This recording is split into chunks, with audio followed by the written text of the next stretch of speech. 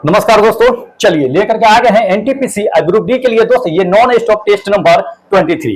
देखिए non stop test तो काफी समय से चल रहा था, लेकिन बीच में क्या हुआ था कि किसी कारण वजह से क्या हुआ था कि टेस्ट आप लोगों को ड्रॉप हो गया था। ठीक है, लेकिन आज से आप लोगों का 23, क्योंकि 22 तक के हमने टेस्ट करा दिया था, 23 से आज से क्या होगा कि आगे टेस्ट स्टार्ट हो गया है। ठीक है, तो जो लोग नए होंगे चैनल को जरूर सब्सक्राइब कर लीजिएगा और बेल आइकन को जरूर ऑन कर लीजिएगा। ठीक है, और टेस्ट कहां से देना है ये आपको हम लास्ट में बता देंगे, तो लास्ट तक के वीडियो को जरूर वॉच कर लीजिएगा ताकि आप जान सके कि टेस्ट में कैसे पार्टिसिपेट करना है। आप भी टेस्ट में भाग ले सकते हैं। तो जितने भी लोगों ने टेस्ट में भाग लिया है उन सबका एक एक करके हम स्कोर कार्ड बताएंगे कि किसने कितना नंबर लेकर के आया है। चलिए टेस्ट के बारे में सबसे पहले तो ये चीज आपको बता देते हैं कि आखिर टेस्ट होता क्या है। ठीक है, टेस्ट में क्या क्या कराया जाता है। देखिए टेस्ट की अगर बातें कर लेते हैं दोस्त, टेस्ट में होता क्या है कि 20 नंबर जो होता है वो साइंस का होता है। क्या होता है? साइंस का 20 को क्वेश्चन आता है। अब 20 को जो होता है आप जान लीजिए कि जीके का और स्टैटिक जीके का क्वेश्चन दिया जाता है। टोटल अगर मिला दिया जाता है 40 क्वेश्चन जो होता है क्या होता है कि आपको टेस्ट में प्रोवाइड कराए जाते हैं। कितने मिनट के लिए रहता है? तो 40 क्वेश्चन जो होता है क्या होता है कि 10 मिनट में आपको क्या होता है कि सॉल्व करना पड़ता है, 10 मिनट में। ठीक है, और उस सभी का स्कोर कार्ड आपको हम यहां पे बताते हैं कि आप कितना नंबर लेकर के आए हैं, और टेस्ट देने के बाद अपना टेस्ट पेपर डाउनलोड कर लेते हैं। तो चलिए क्या करते हैं कि ज्यादा समय नहीं लेते हैं, जितने भी क्वेश्चन हम टेस्ट में दिए थे उन सभी को एक एक करके डिस्कस कर लेते हैं, क्योंकि जितने भी क्वेश्चन होते हैं वो सभी एनसीईआरटी आधारित प्रश्न होते हैं और आपके एग्जाम में पूछे जाने की संभावना जान लीजिए कि 100% होती है। इसलिए बिल्कुल मिस मत कीजिएगा, शुरू से अंत तक के देख लीजिएगा। चैनल को जरूर सब्सक्राइब कर लीजिएगा टेस्ट देने के लिए। ठीक है, बाकी अगर यहाँ पे टेस्ट देना तो यहाँ भी दे सकते हैं। चलिए दिखाते हैं आपको। देख लीजिए इसमें क्वेश्चन दे दिया है कि कोई साइकिल सवार किसी मोड़ में घूमता है तो क्या होता है। मान लीजिए कि कोई साइकिल सवार है, इस तरह से है, ये टर्न कर गया। साइकिल सवार क्या किया कि टर्न कर दिया, मतलब कि घूम गया। मान लीजिए कि कोई घुमावदार जगह होगा, वहां पे ऐसे साइकिल सवार गया और यहां से टर्न कर दिया। इस यहां पे टर्न कर गया तो वो क्या होता है कि जब घूमिएगा तो इस तरह से झुक जाइएगा। तो झुकिएगा तो उसमें होता क्या है, किस ओर झुकिएगा? अंदर की ओर झुक जाइएगा। किस ओर झुकिएगा? आप अंदर की ओर झुक जाइएगा। ये चीजें जान लीजिए। तो इसमें ऑप्शन होगा कि अंदर की ओर झुक जाता है। ठीक है, अब क्यों झुकता है थोड़ा सा ये भी जान लेते हैं। इसलिए झुकते हैं कि ये जो यहाँ पे सेंटर जो होता है, ये सेंटर कहते हैं इसको। ठीक है, तो ये सेंटर जो होता है सेंटर की ओर जो है एक बल लगता है। सेंटर की ओर एक बल लगता है जिसको हम लोग सेंट्रीपिटल फोर्स कहते हैं। क्या कहते हैं? Centripetal force. ध्यान रखना है, ये चीजें इंपॉर्टेंट है। सेंट्रीपिटल फोर्स कहते हैं जिसको हम लोग अभिकेंद्र बल कहते हैं, जिसको अभिकेंद्र बल। ध्यान रखना है ये चीजें क्या कहते हैं, अभिकेंद्र बल। सेंटर की ओर लगने वाले बल को अभिकेंद्र बल कहते हैं। सेंटर से बाहर जो बल लगता है उसको अपकेंद्र बल कहते हैं। अपकेंद्र बल के सिद्धांत में ही क्या होता है, दूध से जो है मक्खन हम जो है क्या करते हैं उसको मत करके बाहर निकालते हैं, तो वो अपकेंद्र बल होता है क्योंकि सेंटर के बाहर फेंकता है। और साइकिल जब चलता है तो सेंटर की ओर क्या होता है कि बल लगता है, ये सेंटर की ओर बल लगता है। तो इसको हम लोग क्या कहेंगे कि सेंट्रीपिटल फोर्स कहेंगे, अभिकेंद्र बल कहेंगे। ध्यान रखना ये चीजें इंपॉर्टेंट है, पूछे जाते हैं ये सवाल। चलिए अगला दिखाते हैं क्वेश्चन। अगला नंबर ये क्वेश्चन दे दिया कि पूर्ण आंतरिक परावर्तन होता है जब प्रकाश कहां से कहां जाता है। पूर्ण आंतरिक परावर्तन कब होता है? आपको पता ही है कि पूर्ण आंतरिक परावर्तन में क्या होता है कि प्रकाश जो होता है वो संघनन माध्यम से, कहां से होता है? संघनन से कहा जाता है कि विरल माध्यम में जाता है। विरलन कहो या विरलन माध्यम कहो। तो जब संघनन से क्या होता है कि विरलन माध्यम में कोई प्रकाश क्या करता है कि जाता है, क्या करता है? प्रकाश जाता है, तो उसको हम लोग क्या कहते हैं? पूर्ण आंतरिक परावर्तन कहते हैं। ये चीज जान लीजिए। और इसमें जान लीजिए कि संघनन कौन होगा, तो दिखा देते हैं। जैसे कि वायु हो गया, वायु हो गया, ये क्या होगा? क्या क्या संघनन हो गया। तो ये हो सकता है कांच जल, दोनों में विरलन सबसे ज्यादा कौन होगा? तो जल होगा, विरलन। ये आपका क्या होगा कि बिल्कुल करेक्ट आंसर होगा। ठीक है, तो पढ़े होइएगा प्रकाश के अपवर्तन वाला सिद्धांत, ऐसे पढ़े होइएगा कि जल हो गया, यहां से प्रकाश ऐसे जाता है, यहां पे जाता है, फिर जो है ऐसे बाहर निकल जाता है। तो पूर्ण आंतरिक परावर्तन इसी को कहते हैं। इसमें जो है संघनन से क्या होता है कि विरलन में माध्यम में जाता है प्रकाश। ये संघनन हो गया और ये विरलन हो गया। ठीक है, अब फिर जो है ये संघनन हो गया। ठीक है, तो ध्यान रखना ये चीजें। संघनन से विरलन में जाता है, विरलन से फिर संघनन में वापस निकलता है, उसी को पूर्ण आंतरिक परावर्तन कहते हैं। आप लोग पढ़े होइएगा, इंपॉर्टेंट है। चलिए अगला नंबर देख लीजिए। कहता है कि कोयले के किस किस्म में मूल पादप द्रव के अभिज्ञेय अवशेष पाए जाते हैं। मतलब कि कोयले के किस पर जो कौन सा किस्म है, कौन सा टाइप है जिसमें आपको क्या होता है कि पादप हो गया या अवशेष हो गया या पेड़ पौधे के जो होते हैं ना निशान आपको देखने के लिए मिलते हैं। ठीक है, तो वो उसको या एक तरह से कहिए तो उसको जो है प्राथमिक कोयला के नाम से भी जानते हैं। तो सबसे पहले वही कोयला निकलता है। ठीक है, जिसमें छाप रहता है, गीला रहता है वो कोयला, बिल्कुल छाप, पेड़ पौधे के छाप या गिरगिट उसमें जत गया तो गिरगिट का छाप उग जाएगा उसमें, तो पूरी तरह से अवशेष देखने के लिए मिलता है, छाप मिलता है, निशान मिलता है। तो वो जो मिलता है किसमें मिलता है, पीट को मिलता है। किसमें, पीट में मिलता है, पीट में मिलता है। पीट का जो है कार्बन प्रतिशत जो होता है वो सबसे कम होता है इसमें, जान लीजिए। इसको शायद जो है 20 से 25% तक के क्या होता है कि कार्बन की प्रतिशत मात्रा ही होती है। इसमें अगर देख लिया जाए तो ये क्या होता है कि 25 से लेकर के 45% तक के जो है कार्बन की प्रतिशत मात्रा होता है, और इसमें होता है 45 से लेकर के जो है 65 या 70 तक के, कहिए 70 तक के कार्बन की प्रतिशत मात्रा होता है, और इसमें 70 से लेकर के जो है 95% तक के जो है क्या होता है कि कार्बन की प्रतिशत मात्रा होता है। ठीक है, तो इसको ध्यान में रखिएगा, इंपॉर्टेंट है, पूछे जाते हैं ये। ठीक है, चलिए अगला नंबर देख लीजिए। अच्छा वही क्वेश्चन है, अगला नंबर है। अगला नंबर यह दिया कि इलेक्ट्रॉनिक परिपथ में डीसी को ब्लॉक करने के लिए कहता है कि निम्नलिखित में से कौन सा परिपथ जो है एलिमेंट का प्रयोग किया जाता है, मतलब कि डीसी को ब्लॉक करके रखता है। ये चीज जान लीजिए। जैसे कि मान लीजिए कि यहां से करंट प्रवाहित कर रहे हैं, ये डीसी प्रवाहित कर रहे हैं, लेकिन यहां पे क्या कर देगा कि इसको ब्लॉक कर देगा। क्या कर देगा, ब्लॉक। यहां से क्या करेगा, डीसी को बिल्कुल रोक देगा, यहां से इसको जाने ही नहीं देगा, बिल्कुल ब्लॉक करके रखेगा। तब यहां से डीसी को किस में भेजेगा, एसी में भेजेगा। तब यहां पे जो धारा होगी वो चीजें जान लीजिए कि यहां पे जो धारा होगी वो चलेगी इस तरह से, यहां ब्लॉक करेगी इसको, और यहां से धारा ऐसे चलेगी, ऐसे। तो यहां पे एसी में कन्वर्ट हो जाता है। तो डीसी को एसी में कन्वर्ट करने का काम करेगा कौन करेगा, ये जान लीजिए। तो ये करता है आपको जो है कैपेसिटेंस, ये कैपेसिटेंस कहते हैं यहां पे। तो यहां पे कैपेसिटेंस होता है, सी से इसको डिनोटेट करते हैं, ध्यान रखना है ये चीजें। कैपेसिटेंस लगा होता है जो डीसी को पूरा तरह से ब्लॉक कर देता है, आगे जो है डीसी को अलाउड नहीं करता। किसको अलाउड करता है, एसी को, जो एसी बचा होता है उसी को कहते हैं। ठीक है, यानी आप एक चीज ध्यान रखिएगा, कभी कभी क्वेश्चन पूछ देता है कि डीसी को एसी में जो कन्वर्ट करने का काम करता है वो कौन करता है, तो रेक्टिफायर कौन करता है, रेक्टिफायर करता है। ध्यान रखना है ये चीजें, इंपॉर्टेंट है, पूछे जाते हैं। तो ये चीज याद रखिएगा क्योंकि इंपॉर्टेंट है, पूछे जाते हैं। ठीक है, ये जो होता है एक ही डायरेक्शन में क्या होता है कि बहता है, एक ही डायरेक्शन होता है, इसको यूनिडायरेक्शनल हम लोग कहते हैं। तो एक ही डायरेक्शन इसमें होता है, प्रेरक में है, इंडक्शन होता है, इसका ठीक उल्टा होता है। ठीक है, तो ये सब रेजिस्टेंस इसको जानते होइएगा, तो इंपॉर्टेंट है, पूछे जाते हैं।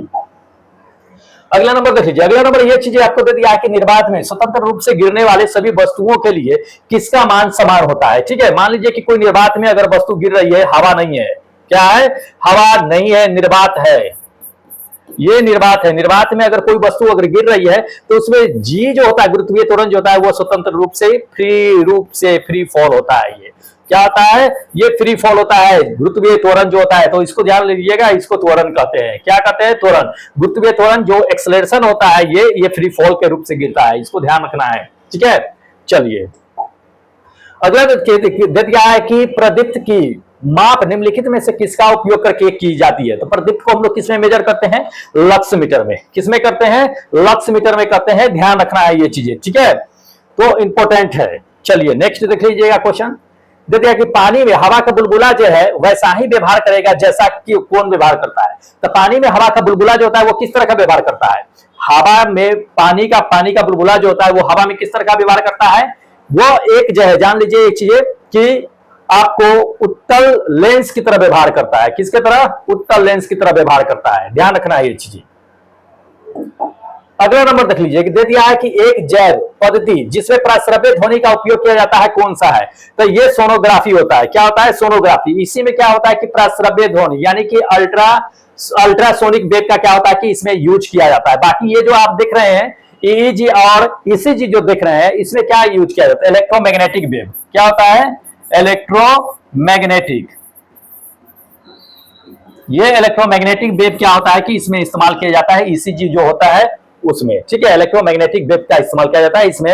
एक्सरे तो एक्सरे ही है, ये आता है हो गया कि सोनोग्राफी। इसमें आपका क्या जान लीजिए कि अल्ट्रासोनिक साउंड का जो है इस्तेमाल किया जाता है। ठीक है, चलिए अगला नंबर देखिए। कहता है कि यदि किसी स्थान से तापमान में एकाएक अगर वृद्धि होती है तो सापेक्षा आर्द्रता का मान क्या होगा।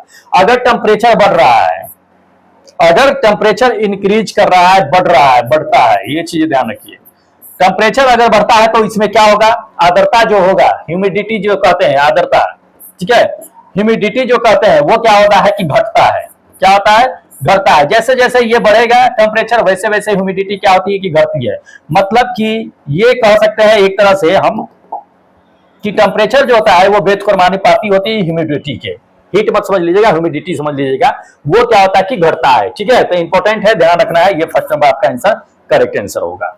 चलिए अगला नंबर देख लीजिएगा, ये दे दिया कि बोलोमीटर मापन की युक्ति है, तो बोलोमीटर से क्या मापा जाता है ये जान लीजिए। देखिए बोलोमीटर से क्या होता है कि रेडिएशन को मेजर करते हैं। जैसे मान लीजिए कि सूर्य से प्रकाश आ रही है, तो उससे क्या होता है कि बोलोमीटर से क्या है कि रेडिएशन को मेजरमेंट करने का काम करते हैं। ठीक है, बाकी वायु की गति होती है, एनीमोमीटर का इस्तेमाल करते हैं। किसका करते हैं? एनीमोमीटर का, एनीमोमीटर का इस्तेमाल करते हैं वायु की गति को मेजर करने के लिए। ठीक है, दाब को मापने के लिए हम लोग क्या करते हैं?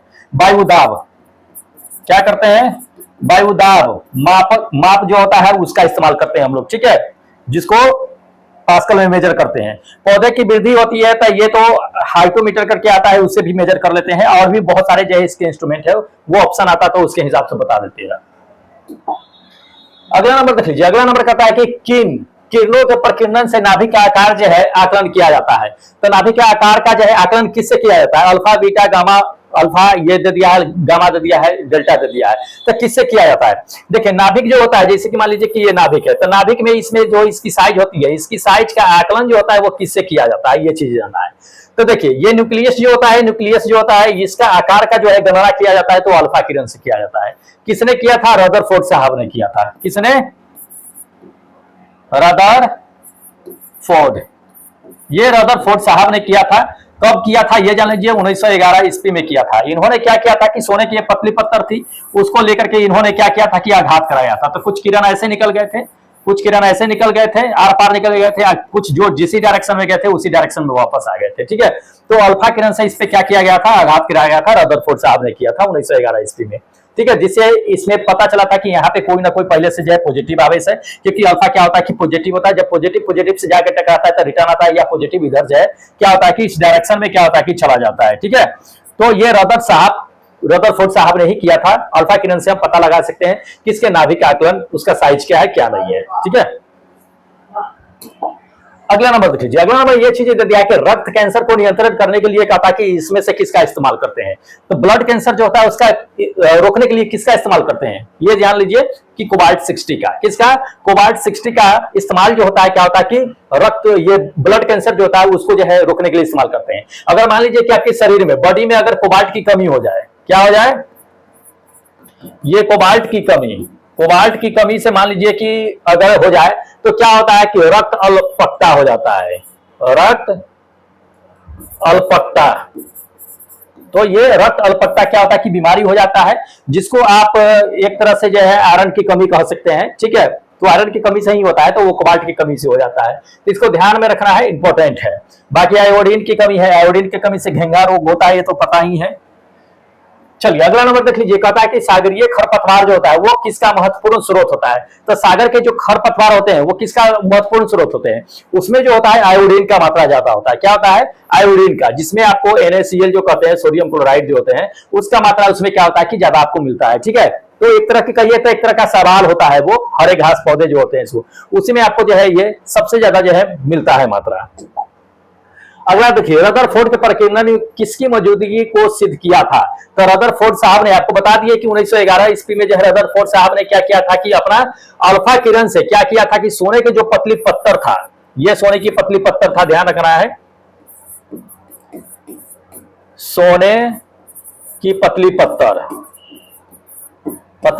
था, इसी पर इन्होंने क्या किया था कि आघात कराया था। तो कुछ किरण जो था आर पार निकल गया था, कुछ नाभिक के पास आया था, विचलित हो गई थी, और कुछ नाभिक से ही टकरा करके ठीक अपने दिशा में क्या हुआ था कि भटक गया था। ठीक है, तो रदरफोर्ड साहब ने इसका इस्तेमाल किया था, जिससे पता चला था कि इसमें नाभिक का जो है क्या होता है कि प्लस यानी धन आवेश पहले से मौजूद होता है। ठीक है, तो ये जो है किसके लिए? परमाणु के केंद्र यानी कि न्यूक्लियस ऑफ एटम, एटम के न्यूक्लियस को पता इन्होंने किया था इस चीज से, इसको ध्यान में रखिएगा, न्यूक्लियस का पता लगाया था, नाभिक का।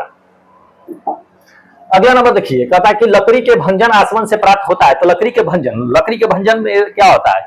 लकड़ी को जब आप आग पे गर्म कीजिएगा, गर्म करके बाद उसमें से क्या होता है कि पानी पूरी तरह से निचोड़ लेते हैं, तब उसका जो अवशोष प्राप्त होता है वो लकड़ी का भंजन निकलाता है। उसमें से क्या प्राप्त होता है?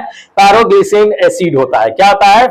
पायरोग्लिसरीन एसिड प्राप्त होता है, ध्यान रखना है ये चीजें। ठीक है, इंपॉर्टेंट है। चलिए ये सभी टेस्ट के ही क्वेश्चन है, आप लोग अपना ध्यान दे लीजिएगा, बाकी डाउनलोड तो कर लिए होइएगा ही टेस्ट पेपर में, तो वो पता लग गया होगा। देखिए अगला दे दिया कि दमा खांसी रोगों को काम आने वाली जो है औषधि इम्फ्रेडिन किससे प्राप्त की जाती है। देखिए इम्फ्रेडिन जो होता है ये इम्फ्राडा से प्राप्त किया जाता है। किसे? इम्फ्राडा से प्राप्त किया जाता है। जब डॉक्टर के पास जाइएगा ना तो वो भी जो है सजेस्ट में आपको जो है ये पेपर पे इम्फ्राडा लिख देता है, ठीक है, अगर दमा उमा का शिकायत है तो इसको ध्यान में रखना है। चलिए अगला नंबर देख लीजिए, कहता कि किसके द्वारा आनुवांशिकता के विज्ञान को आनुवांशिक कहा गया है। तो ये वाटसन एंड क्रिक साहब, कौन? वाटसन एंड क्रिक साहब 1905 ईस्वी में इन्होंने क्या किया था कि इसकी पता लगाई थी, ठीक है, तो इसको ध्यान में रखना है, इंपॉर्टेंट है, पूछे जाते हैं। बाकी मेंडल साहब ने मटर के पौधे पर क्या किया था कि ये शोध किया था आनुवांशिकता का, ठीक है, तो ये चीज है, इन्होंने नाम दिया था आनुवांशिकता, बाकी ये आनुवांशिकता जनक कहा जाता है, ये जो है मेंडल साहब, ठीक है। चलिए अगला नंबर पे दिया कि निम्नलिखित में से किस तत्व का संबंधित जो है दांतों की विकृति के साथ है। दांतों की विकृति के साथ जो संबंध होता है वो किसका होता है? इसमें से अगर देख लिया जाता है ये फ्लोरीन का होता है। किसका? फ्लोरीन का। जब फ्लोरीन का आप यूज कीजिए दांतों में क्या होता है कि काले काले जो है धब्बे पड़ जाते हैं, ठीक है, काले काले धब्बे पड़ जाते हैं, मस्कूर जो है ढीले ढीले हो जाते हैं, तो ये फ्लोरीन विकृति होता है, इसको ध्यान रखना है, ये चीजें इंपॉर्टेंट है। बच्चे जो चॉकलेट चॉकलेट खाते हैं तो उसमें ध्यान रखिएगा, कैविटी की वजह से दांत पकड़ लेते हैं, वैसे फ्लोरीन की वजह से ये आपको देखने के लिए मिलेगा, ठीक है। चलिए अगला देख लीजिए, अगला कहता है पचे हुए भोजन में मौजूद विषैले पदार्थ को कौन सा अंग जो है चूषण करने का काम करता है। तो हम लोग जो भोजन करते हैं उसमें जो विषैले पदार्थ होता है उसको चूस करके बाहर फेंकने का काम कौन करता है? त्वचा करता है। क्या करता है? त्वचा। त्वचा जो होता है वो शरीर का सबसे बड़ा अंग होता है। ये क्या होता है? शरीर का सबसे बड़ा अंग होता है, ठीक है, यकृत मत मार दीजिएगा। तो ये चीजें है, इसको ध्यान में रखना है, इंपॉर्टेंट है। अग्नाशय है, ये सब मत मार दीजिएगा। ये त्वचा ही क्या करता है कि भोजन जो हम लोग करते हैं उससे जितने भी विषैले पदार्थ होता है उसको अवशोषण करके शरीर को पसीने के माध्यम से बाहर फेंकने का काम करता है। अगला देख लीजिए, गर्भाशय में शिशु के विकास की जानकारी किसके द्वारा किसके प्रयोग से किया जाता है। तो हम लोग क्या करते हैं कि अल्ट्रासाउंड करवाते हैं। अल्ट्रासाउंड से क्या होता है कि गर्भ में जो बच्चे पल रहते हैं उसकी जानकारी मिलती है कि कितने महीने के बच्चे हैं और वो लिंग है, पुरुष है, स्त्रीलिंग है, ये सभी पता कर लेते हैं अल्ट्रासाउंड से। वह लेकिन अगर देखा जाए तो गवर्नमेंट के अकॉर्डिंग ये अनलीगल है, ऐसा कराना अनलीगल है। अगर आप पकड़ा भी जाते हैं तो ये चीज जान लीजिए कि आपको फाइन भी लग सकता है, यहाँ तक की जेल की भी सजा हो सकती है। तो ऐसा बिल्कुल ना करें, ठीक है। अल्ट्रासाउंड होता है तो ठीक है, वो आपकी एक बीमारी के लिए, जैसे कि मान लीजिए कि आपको किडनी स्टोन हो गया तो अल्ट्रासाउंड से पता लगा सकते हैं कि आपको किडनी हो गया है। तो ये चीज है, ध्यान रखना है ये चीजें। चलिए अगला नंबर देख लीजिए, अगला नंबर ये दे दिया कि अच्छा साइंस का यहाँ तक क्या था, 21 से अब जो है क्या है कि आपका इस जीके का, यानी कि जीके और प्लस जो है स्टैटिक जीके का जो है आपको यहां से क्वेश्चन देखने के लिए मिल जाएगा, ठीक है, स्टैटिक जीके का। तो यहां से चलते हैं 20 तक के हमने साइंस बता दिया है आपको कि क्या क्या क्वेश्चन थे, क्या क्या उसके सही आंसर थे, आप लोग मिला लीजिएगा। बाकी इस सब का पीडीएफ आपको टेलीग्राम पे मिल जाएगा। कहां मिल जाएगा? टेलीग्राम पे मिल जाएगा। टेलीग्राम का लिंक जो डिस्क्रिप्शन बॉक्स में ही नीचे दिया हुआ है, वहां से आप लेकर के आराम से पढ़ सकते हैं, ठीक है, इसको सेंड कर दिया जाएगा। चलिए बाकी लास्ट तक के बने रहिएगा जो लोग जो है टेस्ट दिए हैं, ठीक है, क्योंकि आज से टेस्ट आप लोगों का स्टार्ट है। लास्ट में आपको बता देंगे कि कहां से आप टेस्ट दे सकते हैं। चलिए इसमें देख लीजिएगा, कहता है कि निम्नलिखित इसमें दे दिया ना, यहाँ है कि किसने जो है अजंता के चित्रों को प्रेरित किया था। किसने अजंता के मतलब कि चित्रों को प्रेरित किया था? देखिए अजंता के चित्रों को प्रेरित किया था किसने? महाभारत का सामना। महाभारत का जो सामना हुआ था उसमें अजंता की, अजंता क्या है? अजंता की गुफा आपको पता है, अजंता या प्लस का ये एलोरा, एलोरा की गुफा, एलोरा की गुफा, ये चीजें जान लीजिए। तो ये ध्यान लीजिए कि ये है कहाँ? ये महाराष्ट्र में है। कहाँ है? ये महाराष्ट्र में आपको देखने के लिए मिलेगा। महाराष्ट्र में कहाँ पे देखने के लिए मिलता है? तो औरंगाबाद है। कहाँ है? औरंगाबाद, औरंगाबाद, महाराष्ट्र के औरंगाबाद में आपको ये देखने के लिए मिलता है। तो महाराष्ट्र के औरंगाबाद में जो है आपको क्या होता है कि ये अजंता एलोरा की गुफा देखने के लिए मिलता है। इसमें किसका चित्रण किया गया है? ये चीजें जान लीजिए, कभी कभी पूछ देता है, तो ध्यान रखना है बौद्ध का। किसका? बौद्ध का जो है यहाँ पे चित्रण आपको ज्यादातर जो है देखने के लिए मिलेगा। बौद्ध भगवान बुद्ध जो है उनका चित्रण देखने के लिए मिलेगा। तो इंपॉर्टेंट है, ध्यान रखना है ये चीजें। चलिए अगला नंबर देख लीजिए, कहता जलियांवाला बाग हत्याकांड जो है कहाँ हुआ था? जलियांवाला बाग हत्याकांड कहाँ हुआ था, कब हुआ था, ये जानना है, ठीक है। देखिए ये सब लोग जानते हैं कि अमृतसर में हुआ था। कहाँ हुआ था? अमृतसर में। पहली चीज जान लीजिए कि कब हुआ था? 13 अप्रैल। कब हुआ था? 13 अप्रैल 1919 में, 13 अप्रैल 1919 में, हम भी भूल जाते हैं क्या।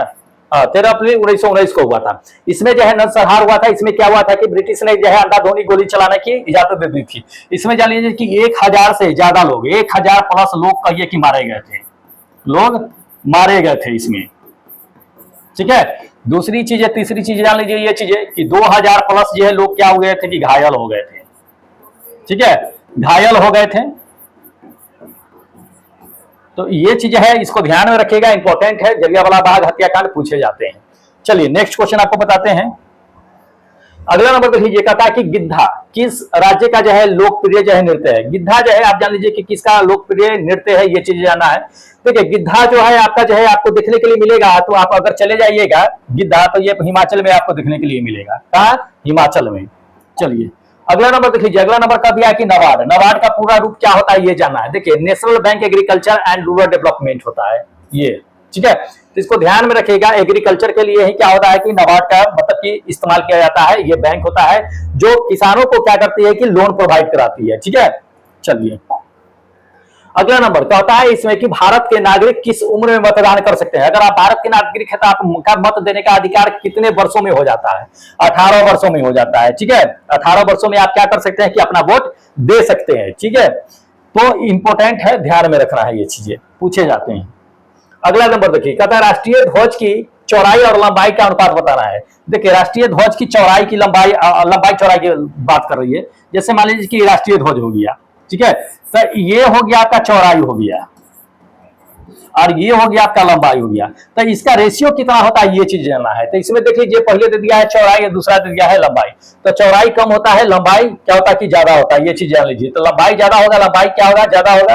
तो ये आपका 3:2 में होता है। क्या होता है? 3:2। तो ये होता है 3 और ये होता है 2, यानी कि 3:2 में क्या होता है कि झंडे की जो है अपनी ये रेशियो होती है। इसको ध्यान में रखिएगा। ठीक है, चलिए अगला नंबर देख लीजिए। अगला नंबर दे दिया है कि इसमें कि मौर्य दरबार में यूनानी राजदूत का नाम बताना है। यूनानी राजदूत कौन था जो सबसे पहले मौर्य के दरबार में आए थे? तो मौर्य के दरबार में जो सबसे पहले आए थे वो कौन आए थे? मेगास्थनीज। कौन आया था? मेगास्थनीज आए थे। इसको ध्यान में रखिएगा। ये पटना का भी खोज किया था। मेगास्थनीज के द्वारा लिखा गया पुस्तक कभी कभी पूछ लेता है, ध्यान रखना है ये चीजें। इसके द्वारा लिखित पुस्तक का नाम जो है इंडिका। ध्यान रखना है ये चीजें, क्या? इंडिका।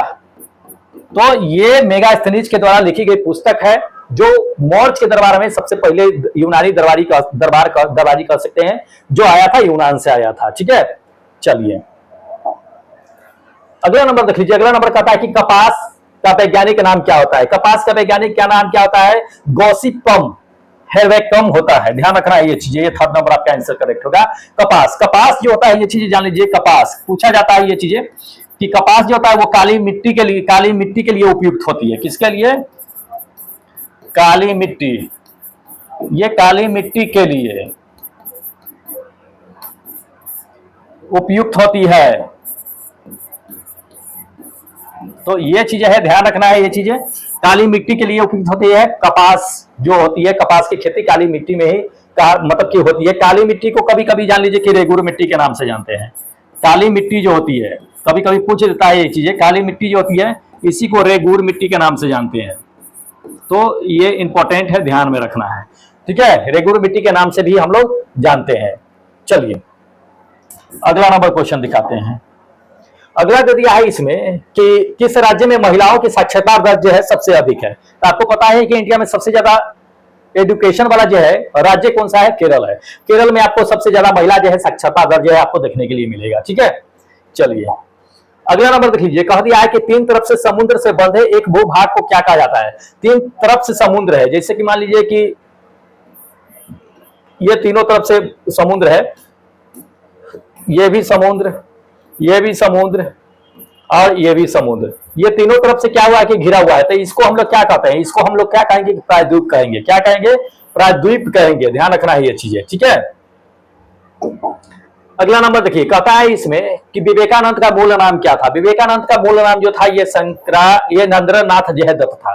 क्या, नरेंद्रनाथ दत्त था स्वामी विवेकानंद का नाम, ठीक है, मेन नाम मूल नाम जो था सो।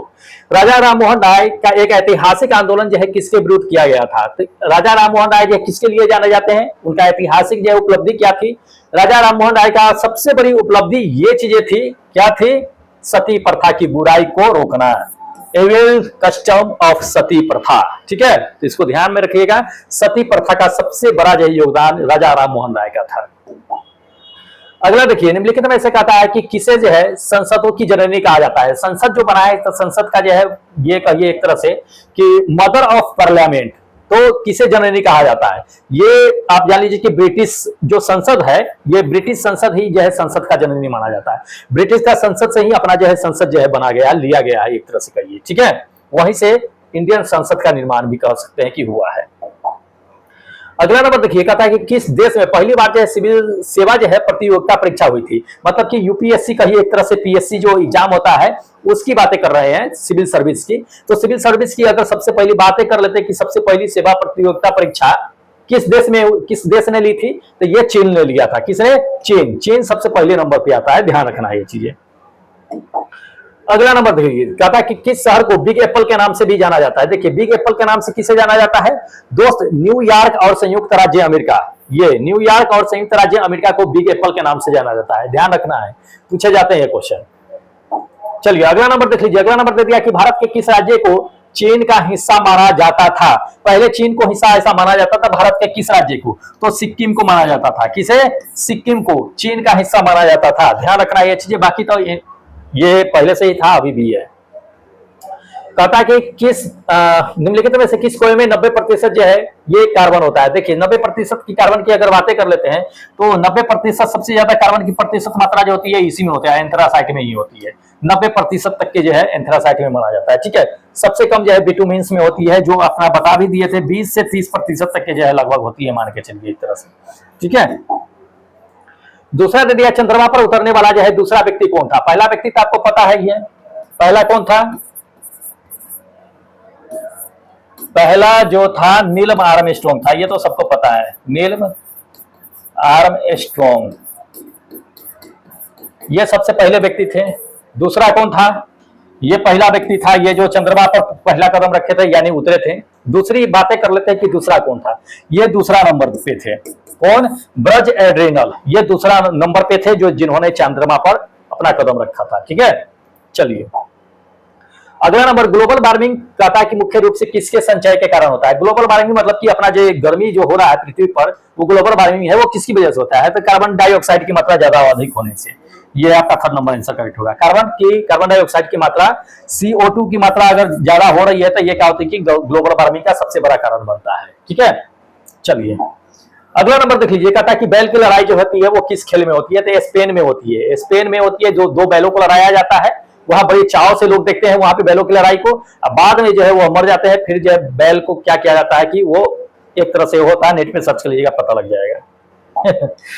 चलिए अच्छा, तो चलिए अब इतने क्वेश्चन थे, अब ये आ गया है टेस्ट में कि किस किस ने टेस्ट दिया है और उसका नंबर कितना है, कितना नंबर लेकर के आए हैं, ये हम आपको बताते चलते हैं, ठीक है। चलिए इसमें देख लीजिएगा, पहले नंबर की अगर बातें कर लेते हैं, पहले नंबर की, तो पहले नंबर पे ये मोहन कुमार है, जो क्या है कि 40 में 40 लेकर के आए हैं। ये कहीं ना कहीं से चीट करके आए हैं, ठीक है, जो 40 में लेकर के आए हैं। दूसरे नंबर की अगर बातें कर लेते हैं, ये बम कुमार है, जो 37 इतना लेकर के आए हैं। तीसरे नंबर पे देख लीजिएगा, तीसरे नंबर पे ये कमलेश कुमार है, जो 36 दशमलव जो है ये है। चौथे नंबर पे ये अपना क्या है कि मनीष है। पांचवें नंबर की अगर बात कर लेते हैं तो ये शशि कुमार है। छठे पे जो है सचिन है। सातवें नंबर पे रमेश है। आठवें नंबर पे सोनू है। कौन है? आठवें नंबर पे सोनू है। चलिए और दिखाते चलते हैं आठवें नंबर पे। नौवें नंबर पे देख लीजिएगा, नौवें नंबर की अगर बात कर लेते हैं मृत्युंजय कुमार है। 10वें नंबर पे ये कुलदीप है। 11वें नंबर की अगर बात कर लेते हैं तो सुनील बंसल है। 12वें नंबर पे ये अक्षय कुमार है। 13वें नंबर पे रागिनी कुमारी है। उसके बाद 14वें नंबर पे ये सुमन है, सुमन परवार है। 15वें नंबर की अगर बात कर लेते हैं तो विजय पाल है। और 16वें नंबर की अगर बात कर लेते हैं तो नीलेश यादव है। कौन है? नीलेश यादव भाई, नीलेश यादव है। चलिए उसके बाद आपको दिखाते चलते हैं, देखिएगा 17वें नंबर की अगर बात कर लेते हैं तो ये कुमुद रंजन करके है। उसके बाद 18वें नंबर की बात कर लेते हैं मुकेश है। उसके बाद 19वें नंबर की अगर बात कर लेते हैं तो सुशील राज है। 20वें नंबर की अगर बात कर लेते हैं तो ये अमृता है। 21वें नंबर की अगर बात कर लेते हैं तो ललन यादव है। 22वें नंबर की अगर बात कर लेते हैं तो पन्नेलाल पासवान करके है। उसके बाद 23वें नंबर की अगर बात कर लेते हैं तो दिनेश चौधरी है। 24वें नंबर की अगर बात कर लेते हैं तो ये पंकज सूर्या है। उसको 25वें नंबर की बात कर लेते हैं तो राजीव यादव है। कौन है? राजीव यादव है। चलिए, अच्छा तो इतना है। तो अगले है ये 26वें नंबर पर देख लीजिएगा नुरसत खातून है। उसके बाद जो है 27वें नंबर की अगर बात कर लेते हैं तो शशि मौर्य है। उसके बाद 28वें नंबर पे ये चंदन कुमार है। 29वें नंबर पे ये लक्ष्मण कुमार है कानवेर करके है। 30वें नंबर के रवि शंकर है। उसका जो है 31वें नंबर पे एमडी साबिर है। 32वें विनय साहब यूपी से है। उसका विकास जो है ये विकास कुमार है जो आपका 2.76 नंबर लेकर के आए। तो ये जितने भी टेस्ट दिए हैं आपको हम बता देते हैं, ये एनटीपीसी में टेस्ट दिए हैं। क्या दिए हैं? एनटीपीसी वाले हैं।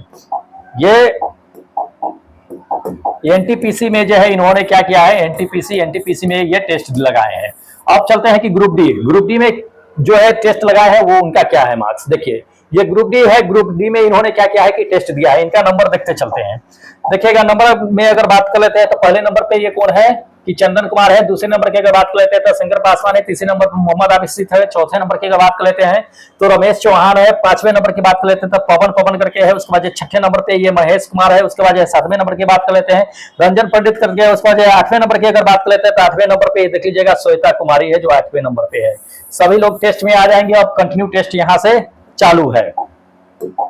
ठीक है, उसके बाद देख लीजिए अगले। उसके बाद बताते हैं कि बिट्टू कुमार है जो 9वें नंबर पे। 10वें नंबर पे सोहन लाल है। उसके बाद 11वें नंबर की बात कर लेते थे मृत्युंजय कुमार है। उसके बाद 12वें नंबर की बात कर लेते थे ये बम कुमार भाई है। उसके बाद यह देख लीजिएगा ये आपका 13वें नंबर पे मुकेश राम है। उसका 14वें नंबर की बात कर लेते थे ये सुमन पाल है। 15वें नंबर की बात कर लेते हैं तो ये लखन सिंह है। उसका 16वें नंबर की बात कर लेते थे काजल कुमारी। उसका 17वें नंबर की बात कर लेते थे तनु आर्या करके है। ठीक है, उसके बाद देख लीजिएगा 18वें नंबर की अगर बात लेते हैं तो ये सूरज कुमार है। उसका जो है देख लीजिएगा ये 19वें नंबर पे ये अक्षय कुमार है। 20वें नंबर पे भरत कुमार है। उसके बाद जो है 21वें नंबर की बात कर लेते हैं तो खुशबू कुमारी है। उसके बाद 22वें नंबर पे ये बबलू है। 23वें नंबर की बात कर लेते हैं तो राकेश यादव है। 24वें नंबर की बात कर लेते हैं तो संजय चौधरी है। 25वें नंबर की बात कर लेते हैं रोशन कुमार है। 26वें नंबर की बात कर लेते हैं तो ये कमलेश कुमार है। क्या है? कमलेश। 26वें पे ग्रुप डी में ज्यादा लोग पार्टिसिपेट किए हैं, बहुत अच्छा है। देखिए उसका जो है 27वें नंबर की बात कर लेते हैं सुजीत कुमार है। उसका 28वें नंबर पे बात लेते हैं तो अली राजा है। उसका जो है 29वें नंबर पे बात करते हैं मोहन कुमार है। उसका 30वें नंबर पे इंद्रजीत कुमार है। उसके बाद जो है मोहन दुबे करके जो है 31 नंबर पे। 32 नंबर की बात कर लेते हैं अक्षय यादव है। 33 नंबर की अगर बात कर लेते हैं तो ये अनिश कुमार है। उसके बाद जो है 34वें नंबर की बात कर लेते हैं तो सनिया 1 2 3 है। चलिए उसके बाद देख लीजिएगा उसके बाद 35वें नंबर की बात कर लेते हैं तो अंजय कुमार है। उसके बाद जो है आप देख लीजिएगा ये 36वें नंबर पे विनय भाई अपने यूपी से है। उसका लोकेश शर्मा करके है। 37 नंबर पे 38 नंबर पे हरि किशन है। 39 नंबर पे शशि पाल है। उसका 40 नंबर की बात कर लेते हैं तो उदय राज यादव है। उसका 41 नंबर की अगर बात कर लेते हैं तो जितेंद्र यादव है। 42 नंबर पे बात कर लेते हैं तो ये रागनी है। क्या है? रागनी है। तो ये 42 नंबर पे है।